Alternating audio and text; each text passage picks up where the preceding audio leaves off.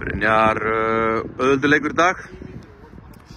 Já, þú veist, við unnum bara okkar vinnu og þegar við gerum það þá eru svona leikir auðveldari.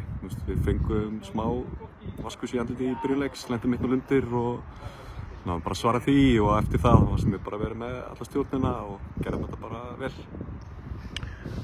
Erum við að fara að sjá eitthvað bikarævintýri eða? Það er bara aldrei að vita. Við höfum tvisvar þetta Víkingur Ólafsvík farið í undanúrslit. Fyrir skipti þá vorum við í þessari deild, þannig að já, við getum ekki gefið flestum liðum leik, sérstaklega, við fáum eitthvað, heimaleik eða eitthvað þannig, þá getum við gefið öllum leik og það væri gaman. Bikarinn er skemmtilegur og kryddar upp á sumarið og það væri veisla, þetta er eitthvað ævintýri. Aðeins bara tímabilið sem er framundan. Þú ert með, að mér finnst, fullt af bara góðum fótboltamönnum í þessum liði. Er ekki bara markmiðið að vinna aðradeildina eða?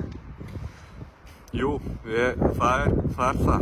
Við erum með, eins og þú segir, marga góða leikmenn, stigum góð skref fram á við í fyrra og allir í félaginu eru einhvern veginn staðráðnir í því að taka eitt skref viðbót. Við vorum stigi frá þessu í fyrra, þannig að við lærðum mikið af því tímabili og við ætlum eins og að reyna allt sem við getum til þess að komast upp. Þessi deild er erfið, hún er flókin, spila á ótrúlega mörgum mismunandi típum af völlum, fara í ótrúlega mörg ferðalög, þannig að við þurfum bara að vera klárir í ótrúlega mikið og ótrúlega mikið af öðruvísi hlutum, þannig að við erum búin að vera núna að taka 4. tímabilið okkar í þessar deild, þekkjum hana og ég tel okkur vera með lið sem getur challengea þetta og það er, já, klárlega markmiðið.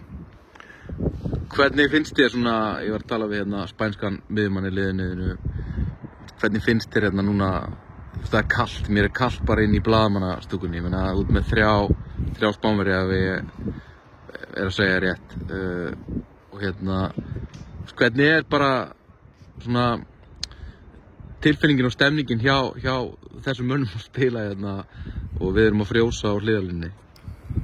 Þetta eru bara þvílíkir, karakterar. Auðvitað er þetta erfitt fyrir þá, þeir eru vanir bara að spila í 25 gráðum.